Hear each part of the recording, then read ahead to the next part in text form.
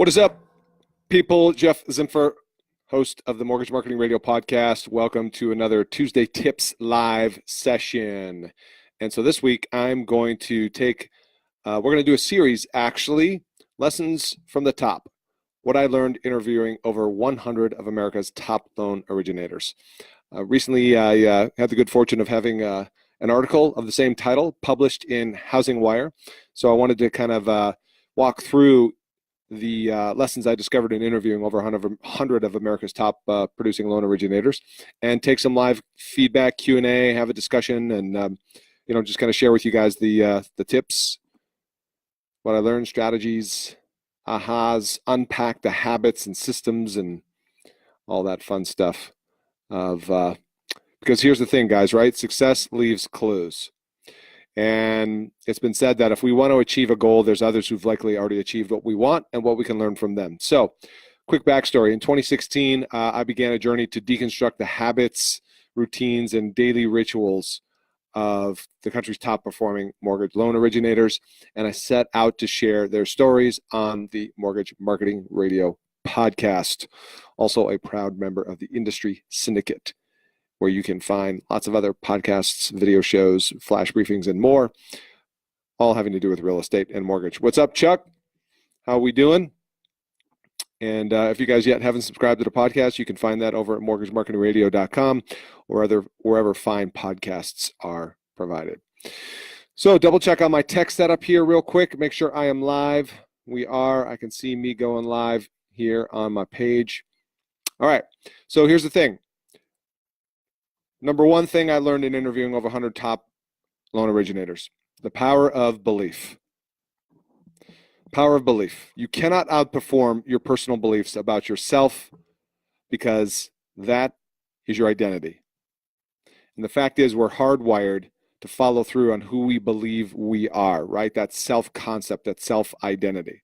And what I notice about the top performers that definitely stands out as one of the common traits is that they believe. Here's the key. They believe they're 100% responsible for their results, regardless of market conditions, regardless of the company, regardless of interest rates or their leadership or their management or any other external factors. The other thing that's interesting is, in terms of their beliefs, is they believe their advice makes a difference. They believe that they have a value proposition that supersedes price. You may have heard it said is that to have advice versus price conversations. So they believe the advice that they are going to provide as a professional is going to be impactful, and it's going to make a difference in the customer experience and in people's lives. So, that's very interesting when you start with just the power of belief, because I know with a lot of the originators I've worked with over the last since I was an originator in 2003, right? And more recently in coaching roles and things like that, I do find that the beliefs are different, and beliefs of somebody who's struggling. Obviously, there's certain belief challenges with that. The common ones are: my interest rates are too high, my company sucks, my leadership is terrible, the market's tough, the world's going to hell in a handbasket. Whatever. You just continue. So we have to, stand guard at the door of our mind. And we have to protect that fertile ground, that precious ground, as known as our beliefs, and to check our beliefs. Because oftentimes, right, if we're not having great success in converting rate shoppers, if we're not, or if we're struggling to attract and convert real estate agents to referral partners, I think the first place to check is, number one, what is your beliefs? What are your beliefs? What are your beliefs about your ability to attract the right people? And then start to maybe have some moments of awareness where you might be able to have a shift in beliefs and borrow the beliefs of others, right? Listen to some of these interviews, read the article. I'm sharing it with you right here now. We're going to carry these out over a number of different sessions here on the Facebook Lives, but you got to always be asking yourself, do your beliefs serve you, right? Or do they undermine you? Are your beliefs just BS, right? Or do your belief systems support you? So Chuck, I see you're here. I'd love to have your feedback or comments on that. Feel free to join in as I move on to the second trait that I found in interviewing these top producers, and that is this: high standards. Top performing loan originators set high production standards and sales activity standards. They refuse to accept average or status quo from themselves and others around them. Meaning that if you take a top performer, right, or an A player, A players want to hang around with other A players.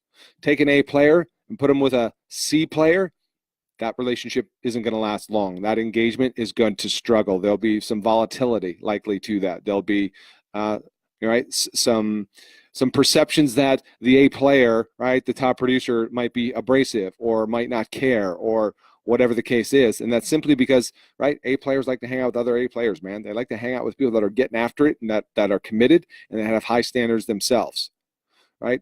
So case in point, I mentioned this in the article, and she was a recent interview on the podcast as well, Dana Meadows with Movement Mortgage. She sets a goal every year to add 10 million in production to her business every single year. 10 million. Okay, now for her, that's a lot because her average loan size is quite small. To give you an idea of that, in 2018, right, she closed 327 loans. 71 million. For most people closing 327 loans, that'd be closer to $100 million, right? So she's kicking it, and you know, her goal is $10 million in production growth every single year. And I don't know how many years she's been doing that, but it's been roughly 3 to 5 years at least, and she's been achieving it. And you know, interesting. What's up, Jimmy Joseph? How you doing? Interesting if you look at, okay, what I just talked about here is high standards. She sets high standards for herself, but guess what? Unless she had the power of belief, what we talked about is trait number 1, right? About your ability, your personal beliefs about yourself, your identity about what you're capable of. Unless she had that first, there's no way she would make a decision to add $10 million to her annual production. You know, when I first heard that, my immediate response to that internally was like, wow, how do you do that? And what it taught me was a lesson in belief and identity. Her identity has been conditioned so much to the point where for her, no brainer, no problem, she's going to do it. And her belief then is backed by the standards that she has to live up to that, to stay congruent with her belief of herself, her self-identity, her self-concept. Because it starts with the belief, right? We're hardwired to follow through on who we believe we are. Therefore, if she believes herself to be a high producer, a mega producer, a super achiever, right? Then she's going to have the high standards that are going to back that up and support that belief. You got somebody who's got a belief of like, I'm an average producer. Well, guess what? You're going to see that in their standards of production. And I see that all the time in the language of loan officers where it's just like, yeah, you know, I'm going to close my 3 loans, my 4 loans. I'm making a good living. And I'm not saying that's wrong. I'm saying, right, the key is to be happy, right? So if you're happy doing that, that's cool, man. It's not right for everybody. But I'm saying is you can hear people's beliefs and their standards in their day-to-day language and how they describe themselves. Like, you know, if they say phrases like, well, that's just who I am, right? I'm a smoker. I'm a drinker. You know, I don't work out, or I always lose my temper, or I am a terrible driver. You know, whatever it is, fill in the blanks. Those are beliefs. Those are beliefs, and they directly influence our standards. So I wonder what would happen for you if you had decided to add, right? Raise your standards. It's funny because in this other class that we're going to teach soon, it's called LO Launch. One of the things we talk about is there's 3 ways to change anything you want in your life. 3 ways to change anything you want in your life. Number 1, change your belief. Number 2, set higher standards. Number 3, check your strategy.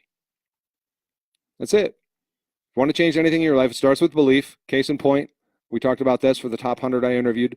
Number 2 is high standards. Most of us simply aren't setting high enough standards for ourselves, right? We see that to be now how that works with somebody like Dana Meadows that I talked about. And then number 3 is if you've got the beliefs and you've got a high standard and you're following through on that, the last thing that could be holding you back could be your strategy. There's the old joke is, it feels like, hey, I'm working hard, I'm working. There's a lot of movement, there's a lot of, quote, activity going on, right? Well, guess what has a lot of motion and a lot of activity on it, but it doesn't move forward? A rocking chair, right? So there's a lot of activity going on with a rocking chair, but it ain't making any progress.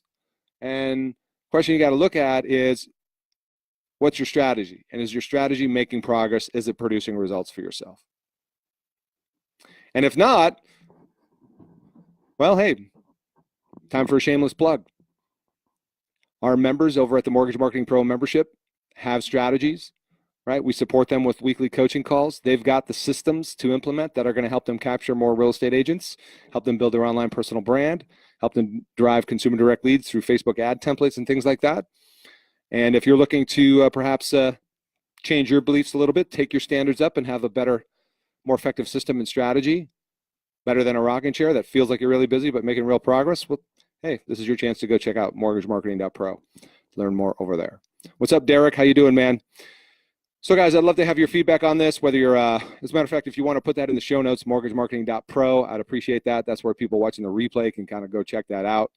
And if you guys got any questions, I'll hang out and take those in the last few minutes here, but I'm not going to cover all 10 here. This is just a quick, short Facebook strategy session, live session, and I'm going to keep going live and covering 2 or 3 of these nuggets at a whack.